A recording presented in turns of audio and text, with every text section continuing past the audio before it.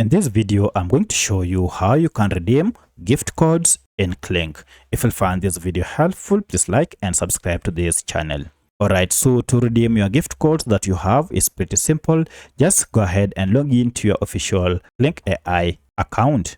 And once you are on your account, head down here where you can see your current credits. Go ahead and click on it. This subscribe here.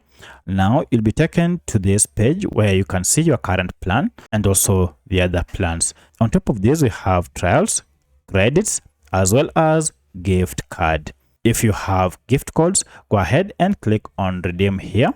And here you can now input your gift codes before you can redeem them. Now, once you have entered your gift codes here, go ahead and click on redeem. It will be active.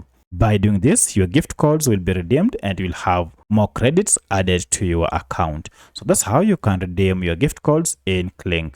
If you have any other question, kindly let me know in the comment section. Otherwise, thanks for watching and let's meet in the next video.